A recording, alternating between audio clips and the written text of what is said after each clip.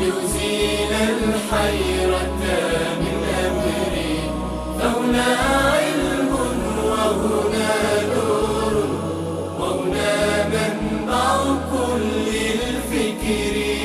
نهر من فقه يتجلى بعقيدة صدق في صدري، لبيك أتيتك في لهف بسؤالك يا أهل الذكر. بسؤالك يا أهل الذكر، بسؤالي جئت لكي أدري. بسم الله الرحمن الرحيم. الحمد لله رب العالمين، والصلاة والسلام على أشرف الأنبياء والمرسلين سيدنا ونبينا ومولانا محمد وعلى آله وأصحابه أجمعين.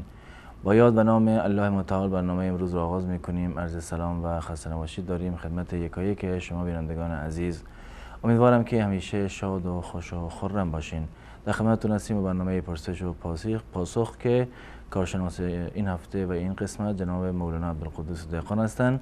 خدمت ایشان نیز عرض سلام و خسته نباشید داریم. بنده هم خدمت جناب عالی و تمامی بینندگان عزیز و ارجمند عرض ادب و سلام دارم. السلام علیکم و رحمت الله و برکاته. علیکم السلام و رحمت الله و برکاته. طبق روال معمول از سوالایی که از طریق SMS فرستادن بیننده ها برنامه را آغاز میکنیم. بیننده پرسیدن کسی که در حالت عصبانیت قسم بخورد ولی بعد پشیمان شود آیا گناهکار میشه؟ بسم الله الرحمن الرحیم و به نستعین و صلی الله علی نبینا محمد و علی آله و صحبه اجمعین. از نظر شرعی انسان زمانی که بر یک چیزی تعهد می کند یا قسم و سوگندی رو یاد می کند باید در شرایط عادی باشد. زمانی که در حالتی هست که کنترلی بر خودش ندارد، بسیار آشفته هست، عصبانی هست و به گونه‌ای که قدرت تصمیم گیری ندارد، در این زمان تصرفاتی که به خودش برمیگردند از نظر شرعی معتبر نیست. یعنی اگر در این زمان طلاق بدهد یا سوگند یاد بکند اینها از نظر شرعی معتبر نخواهد بود مگر در صورتی که اختیار خودش را داشته باشه و کنترل بر خودش داشته باشه و میداند که چی میگوید. اگر در آن زمان سوگند یاد بکند از نظر شرعی سوگندش معتبر و منعقد هست و در غیر این صورت معتبر نیست. جزاکم الله خیر. بیننده بعدی در مورد حکم سوراخ کردن گوش و بینی سوال کردن و همچنین گفتن آیا پوشیدن طلا برای زن و مرد هر دو جایز است یا نه؟ از نظر شرعی سوراخ کردن گوش که محل گوشواره هست هیچ گونه اشکال شرعی و ممانعتی رو نداره. برای زنها میتونند که از اون استفاده بکنند و همچنین سوراخ کردن بینی در برخی از جاها که مروج هست و مرسوم هست از نظر شرعی این هم ممنوعیتی وارد نشده. منتها یعنی انسان باید در این گونه موارد اعتدال رو مد نظر قرار بدن، نه به گونه‌ای که بینی رو به گونه‌ای سوراخ بکنند که یک تشویه چهره بشه، چهره بد شکل بشود.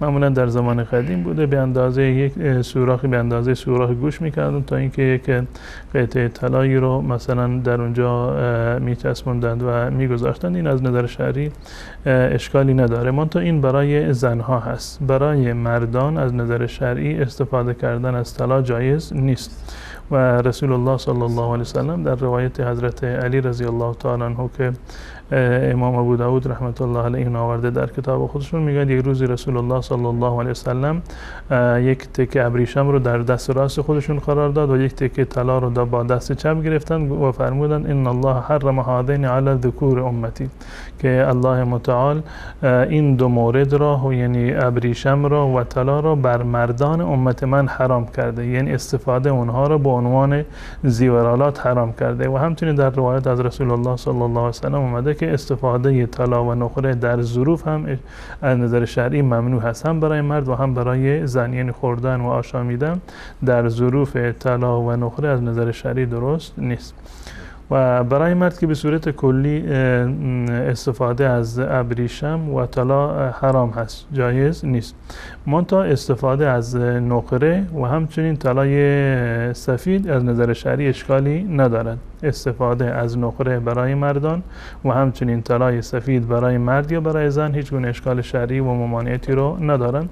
در روایت صحیح بخاری و صحیح مسلم اومده که رسول الله صلی الله علیه و سلم انگشتری رو اتخاذ خاتما من ورق، که یک انگشتری رو از نقره برای خودشون یعنی درست کردند و بعد از این که رسول الله صلی الله علیه و سلم انگشتری به دست کردند و تمام اصحاب شروع کردند و خودشون برای خودشون انگشتری از نقره درست کردن و این از نظر شرعی اشکالی نداره و جایز هست.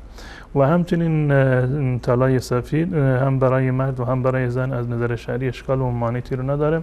منتها استفاده از زیورالات چه از نقره باشد یا جنس دیگر غیر از طلا که هستن برای مرد در اندازه جایز هست که در حد تشابه به زنان نباشد، یعنی آرایشی در حد آرایش زنان نباشه که گردن بندی باشه و نمیدونم گوشواره باشه و بقیه مواردی که جز زینت زنانه هست این رو نباید استفاده بکنن، زیرا که در روایت اومده که لعن رسول الله صلی الله علیه و سلم المتشبهین بالنساء والمتشبهات بالرجال، که رسول الله صلی الله علیه و سلم زنان مردنما و مردان زننما را که خود را شبیه به زنان میکنند رسول الله صلی الله علیه و سلم چنین افرادی رو نفرین کردند. پس بنابراین استفاده از نقره برای مرد به عنوان انگشتری جایز هست، اشکالی نداره، منتها باید این در حد متعارفی باشه، نه اینکه در حد تشابه به زنان و در حد استفاده زنان نباید قرار بگیره.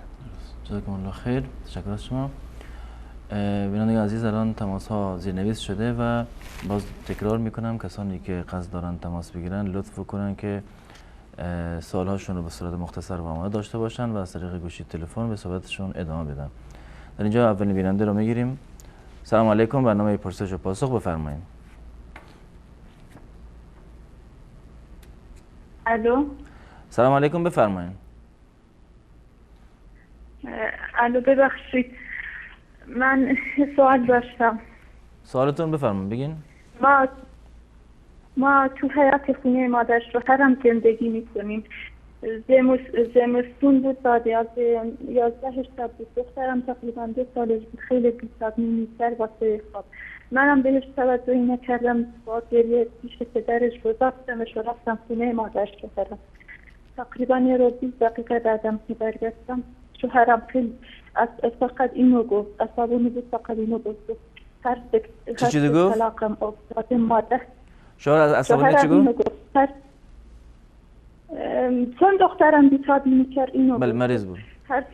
هر طلاقم افتاده مادر نداشته باشه از این وضعی که توش هست. یعنی گفت مادر نداشته باشه یا چه کلمات تکرار کرد منظور یکمی؟ نه گفت مادر نداشته باشه از این وضعی که توش هست بهتره. دخترم گریه میکرد، منم گذاشته بودم پیش اون بهش توجهی نمیکردم. اونم اینو گفت مادر نداشته باشه از این وضعی که هست توش بهتره. خودشم بعدا رفت از عالمای شهرمون پرسید، اون عالم من گفت طلاقی واقع نشده، این شبیه قسم، باید کفاره قسم رو بدی، ولی من همیشه میترسم. سوال دومم هم اینه که من وقتی ازدواج کردم طلاهای عروسیمو بعد از 7 فروختم، یه زمین مسکونی خریدم. بعد از 2 سالم اون زمین فروختیم، یه زمین مسکونی دیگه خریدیم. الان هم اون زمین تقریبا دور بر 50 میلیون تومان قیمتشه. الان اون زمین زکات داره یا نه؟ سوال سومم هم اینه که برادر شوهرم مرغ فروشی داره، مرغ میفروشه، خودش ثابت میکنه ولی نماز نمیخونه. به خدا اینا اختلاف داره ولی نماز نمیخونه، چیزی هم نمیگیره. ما هم همیشه میگیم از این مرغ میخریم، خودش هم ثابت میکنه. آیا اون مرغی که از این میخریم برای ما حلاله یا نه؟ خیلی ممنون، دستتون در نکنه. شکر از شما، خیلی ممنون. سلام علیکم، برنامه پرسش و پاسخ، بفرمایید. الو، سلام علیکم. علیکم السلام و رحمت الله. خسته نباشید. سلام. من 2 سوال داشتم. بفرمایید. سوال اولتون؟ من حنفی هستم. میخواستم از فقه احناف جواب بدن آقای دیخان. میخواستم بگم طلا میشه قسطی بخریم؟ چون مثلا بریم مغازه بگیم مثلا 1 میلیون طلا میخوایم، نصفشو الان بدیم نصفشو 1-2 ماهه بدیم. میخواستم بگم اشکال نداره از نظر شرعی. درست. سال بعدی؟ بعد سال بعدی من یه مریضی داشتم 10 میلیون نصب کرده بودم که هر وقت خوب شدم مریضی این پولو بدم به 2 تا مسجد. 5 میلیون رو به یه مسجد بدم، 5 میلیون به یه مسجد دیگه. بعد الان میگم که اگه بشه یکی از 5 میلیون رو به یکی از یه تو اقوام یکی داریم که کم فقیرتره، اگه مثلا 1-2 تومنشو بدم به اون فقیر اشکال داره یا نه باید حتما به مسجد بدم؟ نصب کرده بودم. درست. سال بعدی؟ خیلی ممنون. سال دیگه ندارین؟ تشکر است. خیلی ممنون. همین تو سال. مرسی. ممنون. خدا نگهدار شما.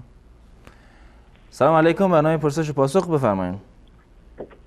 بله سلام علیکم. علیکم السلام و رحمت الله. بفرمایید. ما دیروز یک سوال کرده بودیم. بله.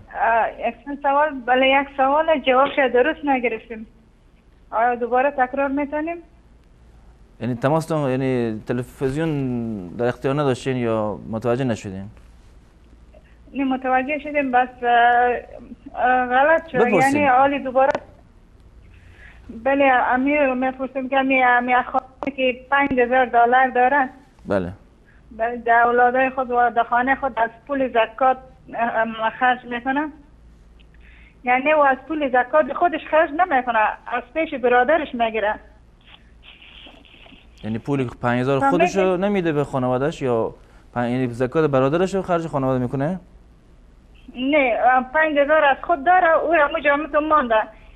یعنی از برادرش زکات میده و او را در اولادایش و در خانهش مصرف میکنه. معاش شوهرش کفایت نمیکنه در خانهش. یعنی سالی 15-20 ریال میده به خاطر اقامش، به خاطر مدرسه اولادایش مصرف میکنه. آیا این گناه نداره؟ درست. یعنی در برادرش نگفتم که من $5,000 از خود دارم. آیا این دروغ شمارده میشه؟ درست. سوال واضح است؟ فهمیدین؟ بله بله. بله یک سوالی دیگه. بفرمایید. کسی که دروغ میگه آیا در روز قیامت عذاب میبینه یا در قبرم عذاب میبینه؟ سوال دیگه هم دارین؟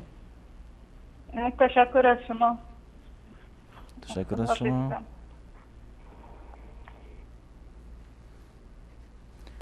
سلام علیکم. برنامه پرسش و پاسخ بفرمایید.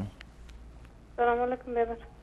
علیکم السلام و رحمت الله. دخترک مثلا در سالگی بلوغ شده، مثلا بلوغت رسید. دختر 3 ساله؟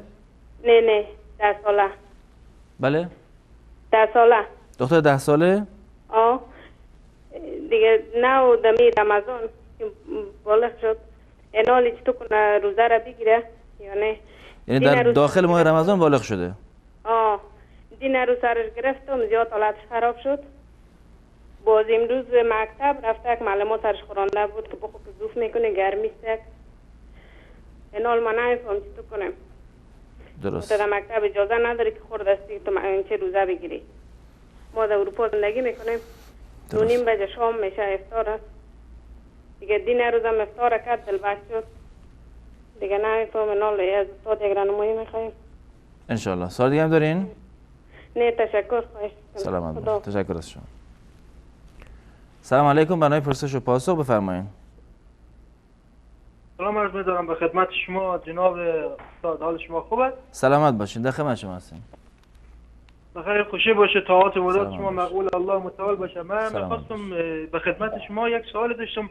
این هستش که حکم دست دادن با نامحرم چی است؟ آیا جایز است که انسان دست بده؟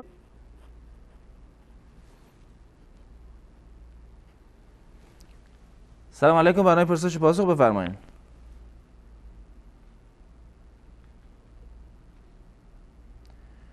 بیننده گرامی لطفاً صحبت کنید.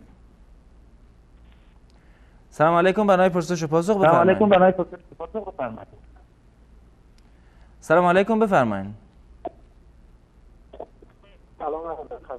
سلامت باشین. در خدمت شما هستیم. یک سوال شدید داشتم. ما فعلا در اروپا زندگی میکنیم مثلا الو. بله ادامه بدین. در اروپا زندگی میکنین؟ میگم در ایران زندگی میکنم فعلا. مثلا برای آذان ایران باید مثلا افطار کنیم یا نه آذان شبکه‌ای به صلاحت میدم برسم؟ درست سوال دیگه هم دارین؟ الو. سوال اولتون رو گرفتیم. سوال دیگه هم دارین؟ نه زنده باشین. متشکرم. سلامت باش. سلام علیکم بفرمایین. سلام علیکم. برنامه پرسش پاسخ بفرمایین. سلام علیکم. تو گرم خسته نباشین. سلامت باشین. در خدمت شما هستیم. ببخشید من چند تا سوال داشتم. سوال اولتون؟ ما مثلا حنفی هستیم. ما مثلا وقتی که نیت میکنیم نیت نماز یعنی مثلا دست با گوش برسه خوبه یا مثلا تا راست شونه یا مثلا وقتی که میبندیم زیر ناف باشه یا روی سینه؟ سوال دیگه هم دارین؟ سوال بعدیتون؟ سوال بعدی من اینکه در تشهد اول مثلا بعضی وقتا من فراموش میکنم مثلا درودم میگم بعد یاد میاد که مثلا رکعت دوم سوم نخوندم. این چطور میشه؟ سجده سهو میشه یا نه؟ یعنی رکعت دوم ننشستین دیگه، درسته؟ رکعت دوم نشستم مثلا تشهدی که خوندم بعدش دوباره یادم نبوده که من 4 رکعت بعد بخونم. درود دارم تکمیل میکنم بعد یادم میاد که مثلا من 2 رکعت دیگه هنوز نخوندم. خب این ادامه میدین. سوال متوجه شدین؟ سوال بعدیتون؟ بلند میشم 2 رکعت دیگه میخونم در آخری مثلا سجده سهو لازم یا ها به خاطر این که بعداً یادتون اومد در نماز. سوال بعدیتون؟ بله بله. رکعت اول خوندم مثلا بعد از تحیات درود دارم کامل خوندم یادم اومد که مثلا 2 رکعت دیگه هنوز نخوندم. درست. و سوال بعدی؟ سوال دیگه من این مثلا که مثلا حمام سنت یا مثلا چطوره اگه درباره این توضیح؟ حمام. سوال دیگه هم دارین؟ خدا نگهدارش. خدا نگهدارتون. سلام علیکم. برنامه پرسش و پاسخ بفرمایید.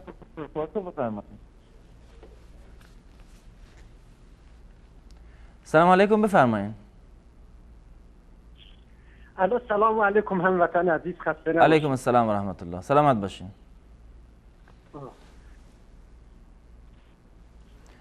سلام علیکم بفرمایید. سلام علیکم. علیکم السلام و رحمت الله. ما خدمت شما و خدمت جناب مولانا صاحب عرض ادب زیادی دارم. امیدوار هستم که روزه و نماز شما را قبول درگاه حق باشه. من سوالی دارم که این است که کسی در ماه مبارک رمضان روزه داره مرتکب گناه میشه، این چجوری میشه؟ کلی روزه گرفته از بین میره و روزه اون روزی که روزه داره این ما این میخوادم روی بس پاسخ برای من بده. ممنون میشم. خدا نگهدارتون. سلام علیکم بفرمایید.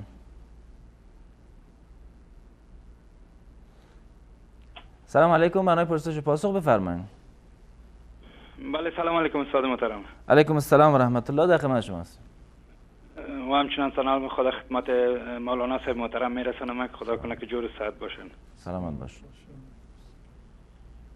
استاد یک 2 سوال داشتم. سوال اولی که مثلا نماز تراویح، نماز تهجد و نماز شب چی تفاوت‌ها بین خود دارن؟ یعنی تراویح تنها دمای رمضان خوانده میشه دیگه، این 2 نماز دیگه شه، یعنی با هم چی فرق دارن؟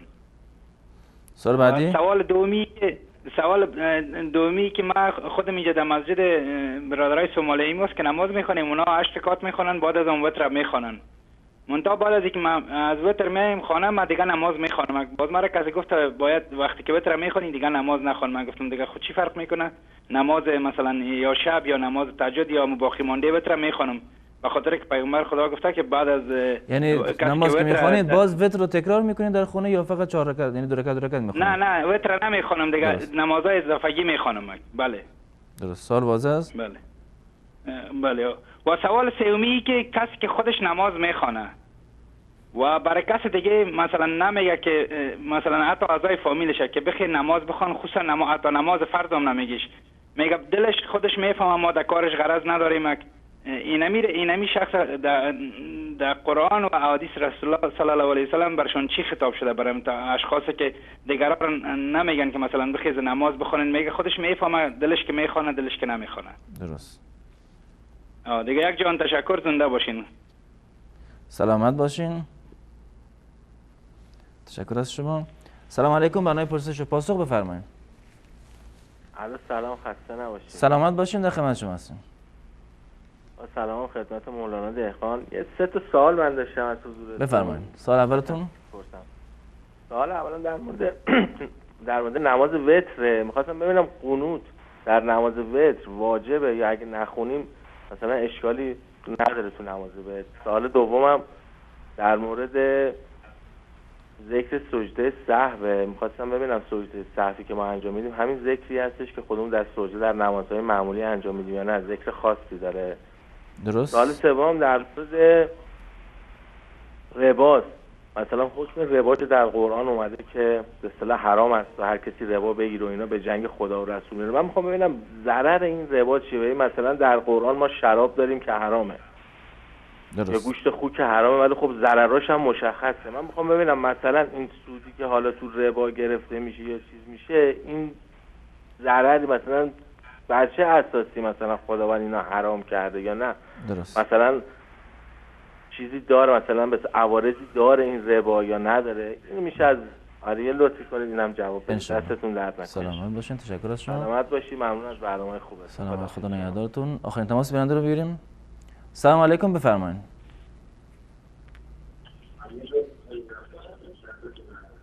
بیننده گرامی لطفاً صحبت کنید. الو، بفرمایید. الو. از طریق گوشی تلفن به صحبتتون ادامه بدین. الو. صدای شما وصله برادر گرامی. سلام علیکم. علیکم السلام و رحمت الله. الو. ظاهراً متوجه نیستم بیننده. تشکر میکنم از بینندگان و در اینجا با هم یک میان برنامه میبینیم. دوباره باز خواهیم گشت، در خدمت شما خواهیم بود.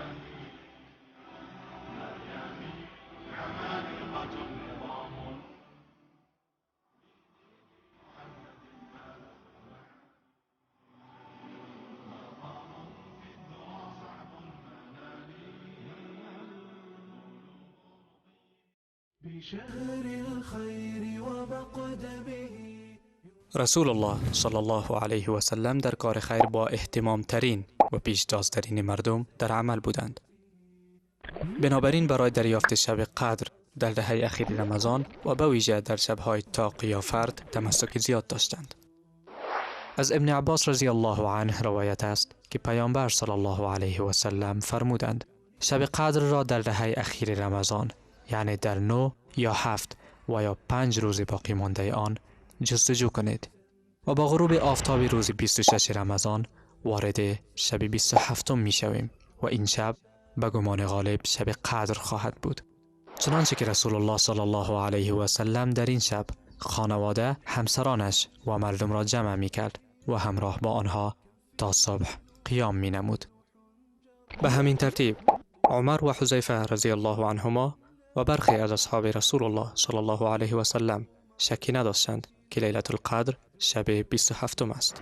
همچنین ابی ابن کعب رضی الله عنه به طور قطعی سوگند یاد نموده که شب 27 لیلة القدر است.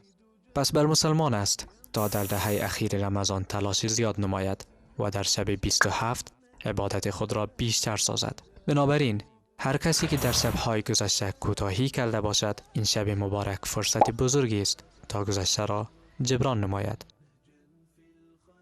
باشد که الله تعالی با رحمت خود این شب را بهتر از 1000 ماه بگرداند.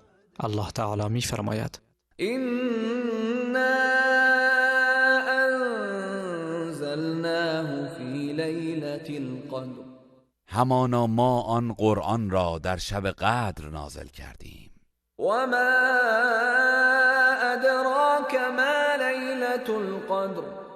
و تو چه دانی شب قدر چیست؟ ليلة القدر خير من 1000 شهر.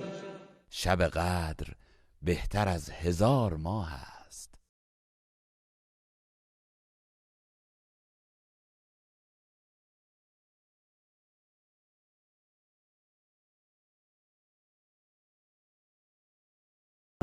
و روح در آن شب به فرمان پروردگارشان برای انجام هر کاری نازل می شوند. سلام هی حتی مطلع الفجر.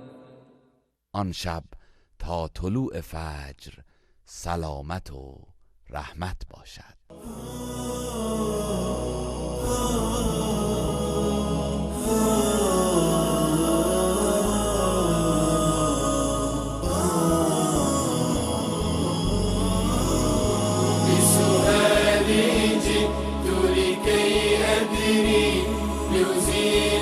الحيرة من أمري فهنا علم وهنا نور وهنا منبع كل الفكر.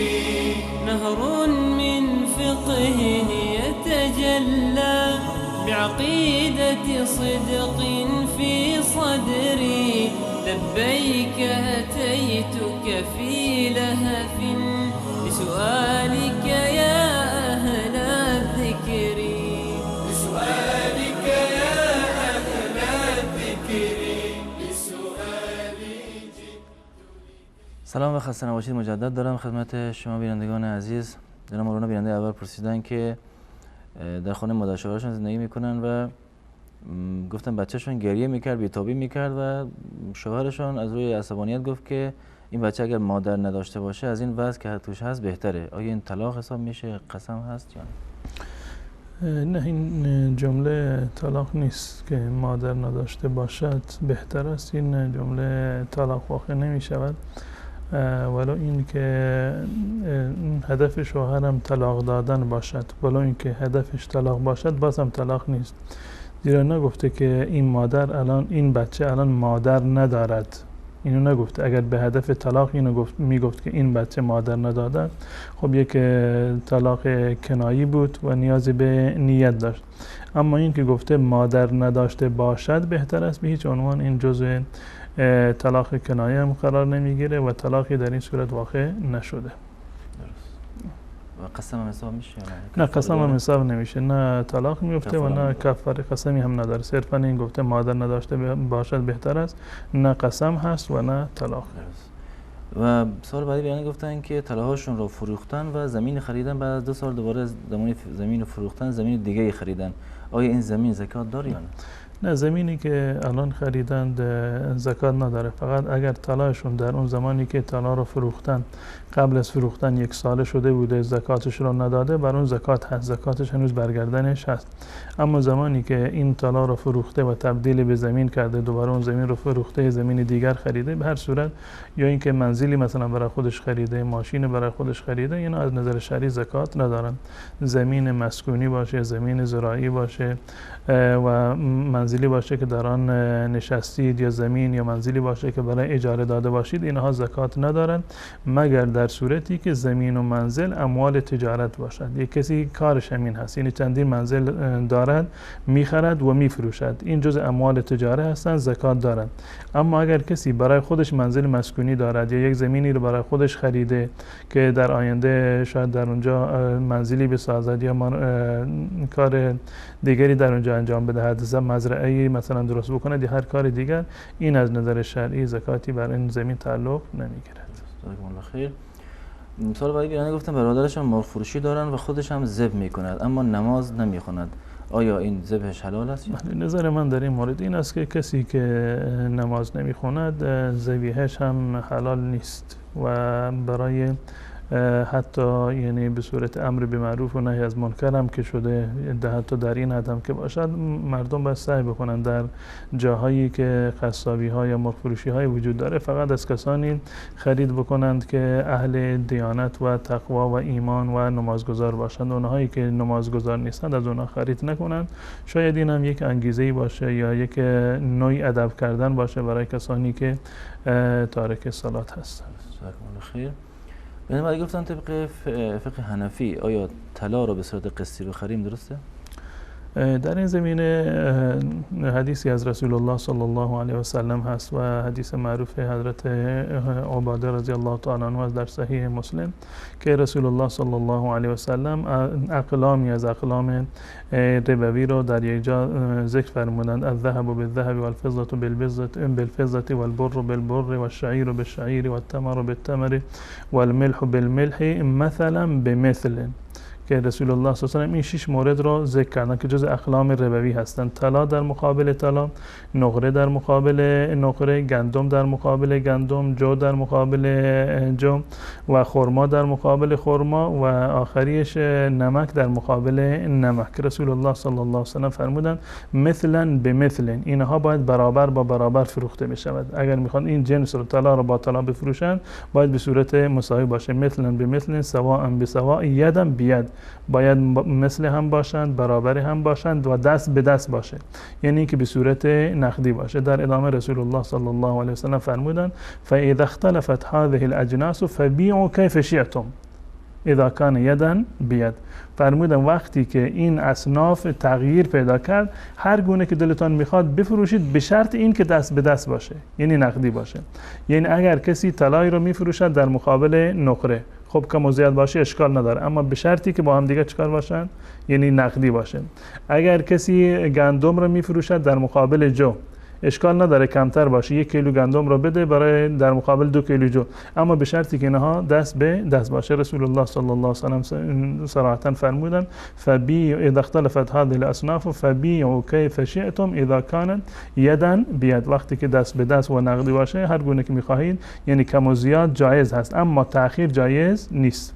کم و زیاد کردن در این اصناف زمانی که به هم دیگر بفروشید، نه اینکه با هم جنس بفروشید، در این صورت کم و زیاد کردن جایز هست، اشکال نداره، اما قسطی و نسیه از نظر شرعی جایز نیست و مذهب امام ابو حنیفه رحمت الله علیه و فقهای حنفی هم در این زمینه همین هست. جزاکم الله خیر.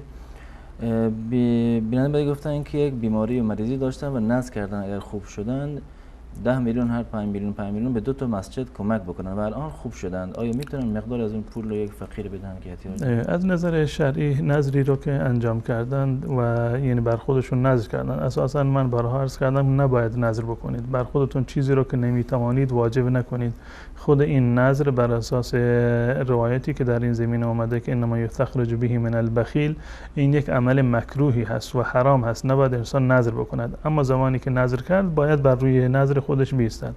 وقتی که نذر کرده که 5 میلیون یا مثلا 10 میلیون به 2 مسجد بدهد، از نظر شرعی دقیقاً همان چیزی رو که نذر کرده باید انجام بدهد. اجازه نداری که نذر رو تغییر بدهید. اون چیزی رو که شما برای مسجد نذر کردید اونو به یک فقیر بدهید، این از نظر شرعی جایز نیست. حضرت عایشه رضی الله تعالی عنها میفرمایند که رسول الله صلی الله علیه و سلم فرمودند من نذر ان یطیع الله فلیطیعه.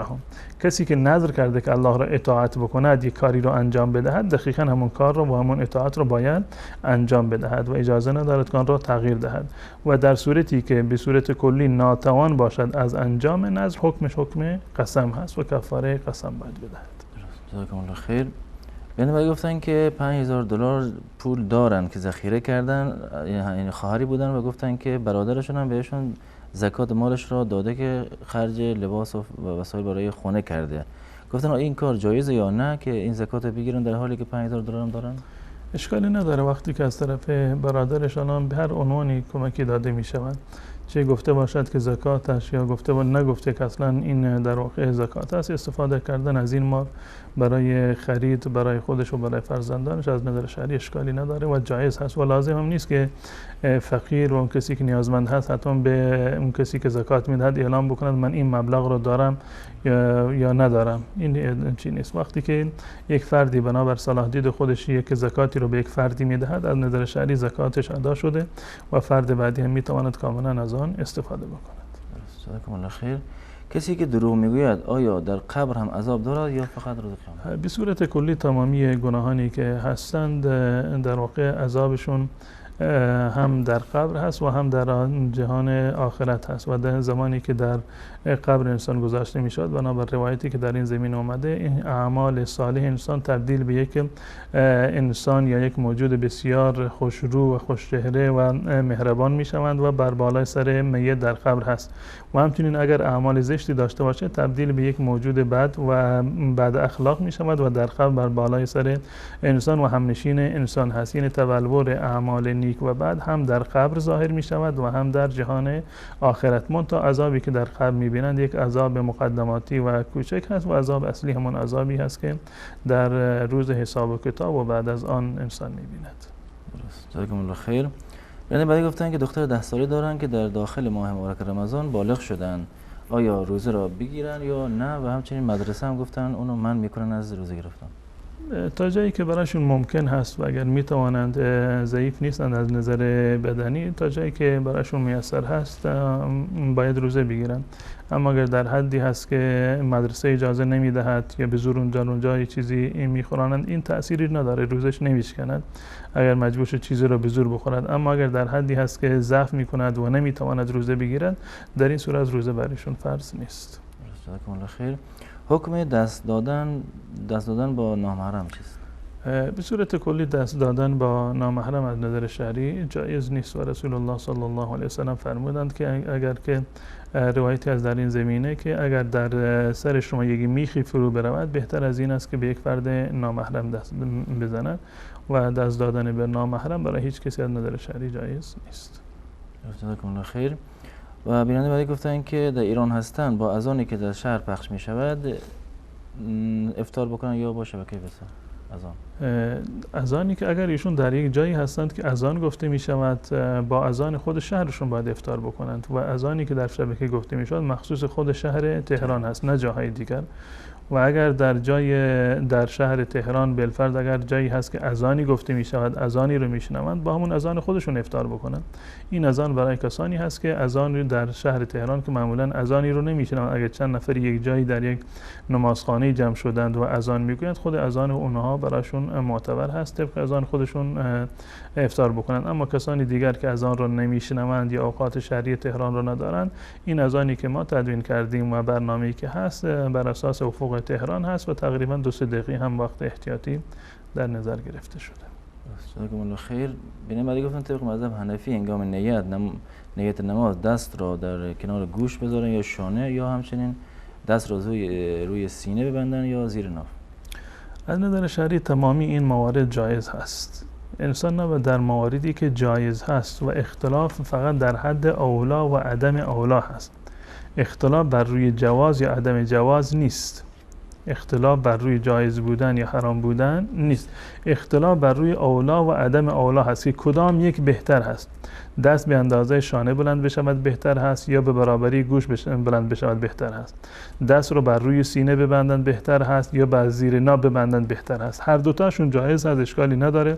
و بستن دست در زیر ناف از حضرت علی رضی الله تعالی عنه هم نقل شده و در مورد بلند کردن دست‌ها تا برابر گوش‌ها روایتی از رسول الله صلی الله علیه و سلم هست. همه اینها جایز است و اشکالی ندارد.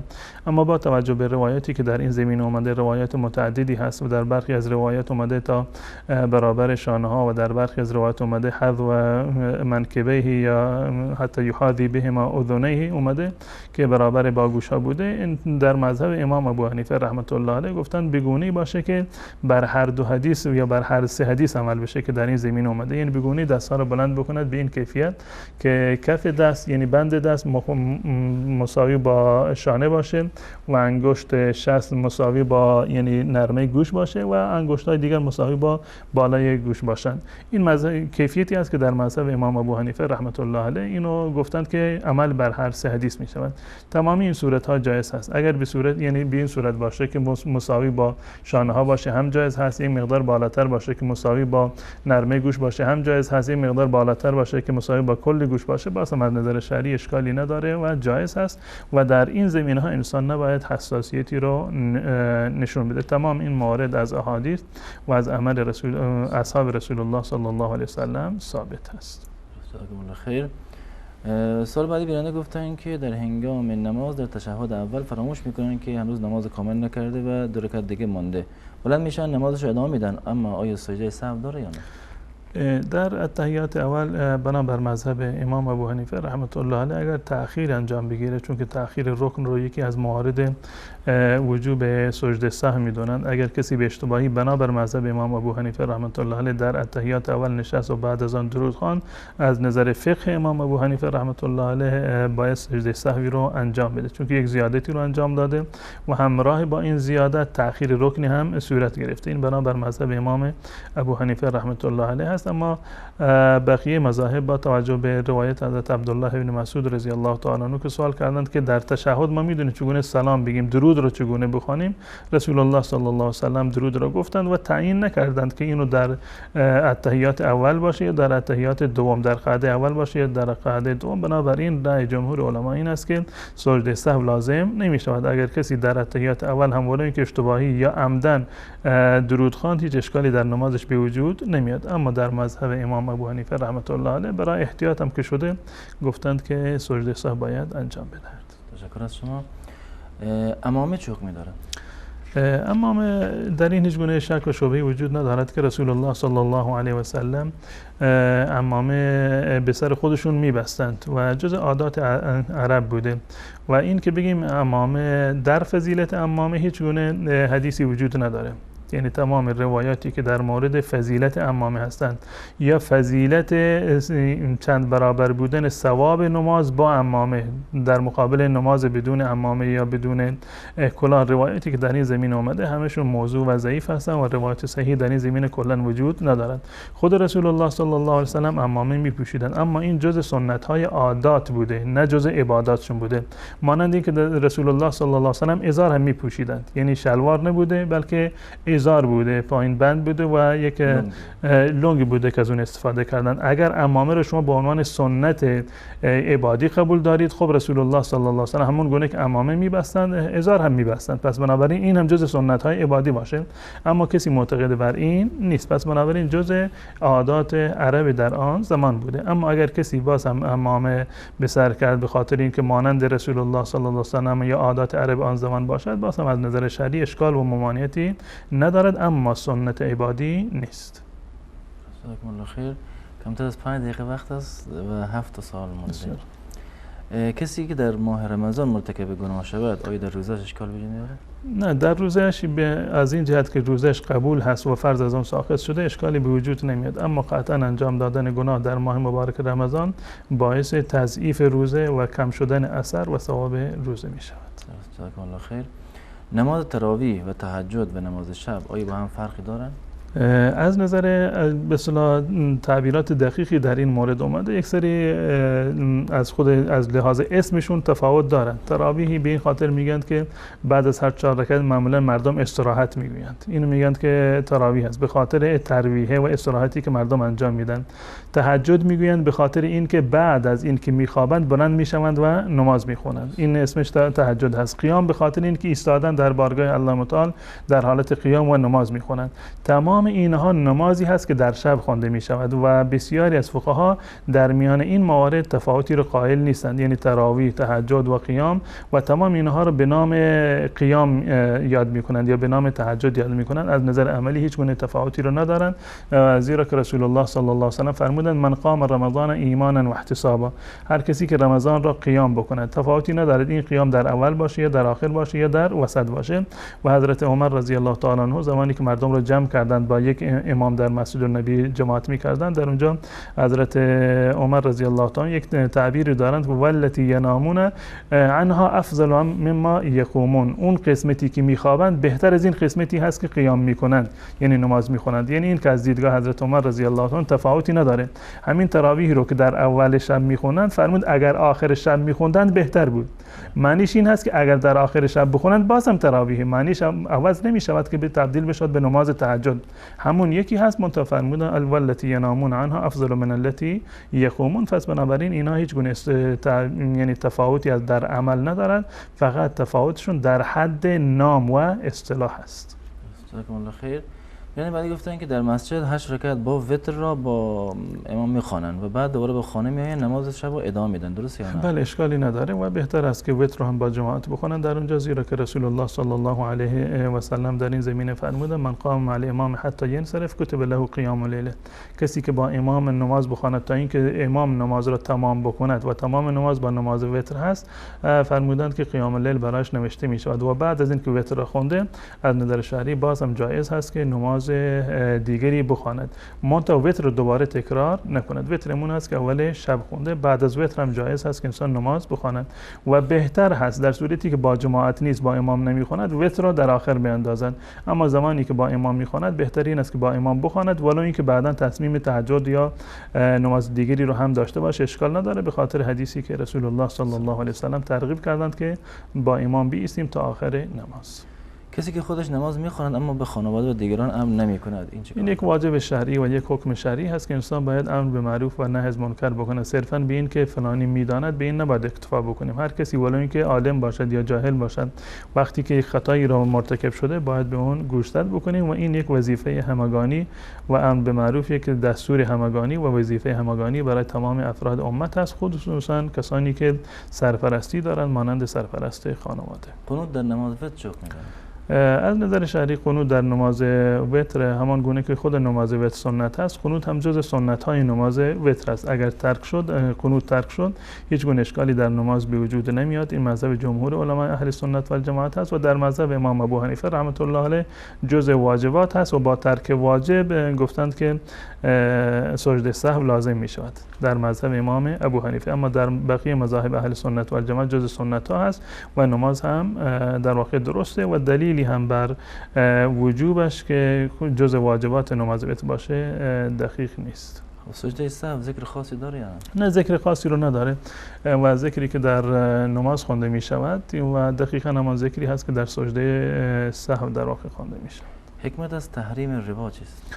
انسان مسلمان نباید در مورد تحریم یعنی حکم الهی بگردد. در مورد ربا روایات متعددی وجود داره، آیات متعددی وجود داره، جز محرمات قطعی و مسلم در هر 4 مذهب و تمام مذاهب اهل سنت و الجماعت هست و رسول الله صلی الله علیه و سلم نفرین کردند رباخوار را، ربا دهنده را، کسی که کاتب هست و کسی که شاهد است و فرمودند که و هم سوا، همهشون در جرم این در واقع یکسان هستند. عرض کردند که ما در مقابل احکام شرعی نباید دنبال حکمت بگردیم. اگر حکمت رو فهمیدیم عمل بکنیم، نفهمیدیم عمل نکنیم. نه چنین چیزی وجود نداره، زیرا که بسیاری از احکام شرعی رو ما حکمت و فلسفهشون رو نمیدونیم مگر اون چیزی رو که الله بیان کرده یا چیزهایی رو که خود مردم استنباط کردن. در مورد بحث ربا این هست که بله، چون که طرف مال میگیرد بدون از این که در واقع بدون عوض هست، مالی رو میگیرد، یعنی ربا دهنده اضافه میگیرد بدون اینکه عوضی داشته باشه و این در واقع یک نوع شغل کاذب هست و یک نوع سوء استفاده از فقرا هست که نیازمند هستند. سوء استفاده از فقرا می شود و از نظر شرعی هم یک راهکاری هست برای قطع احسان و نیکوکاری. اصل این است که به کسی که نیازمند هست شما قرض بدید و همون اندازه که دادید احسان بکنید، همون اندازه رو بگیرید. اگر قرار باشه که ربا بگیرید در واقع این احسان و نیکوکاری از کلا از بین می رود و این گناهش برگردن شما اگر جواب ناقص بود درس. اگر بخوایم فردا ادامه بدیم. سپاسگزارم. تشکر از شما، خسته نباشین. از بینندگان تشکر میکنیم تا این لحظه ما بودن و تا یک دیدار دیگر همه شما را به الله متعال میسپاریم. السلام علیکم و رحمت الله و برکاته. بسؤالي جئت لكي أدري لأزيل الحيرة من أمري، فهنا علم وهنا نور وهنا منبع كل الفكر. نهر من فقه يتجلى بعقيدة صدق في صدري، لبيك أتيتك في لهف بسؤالك يا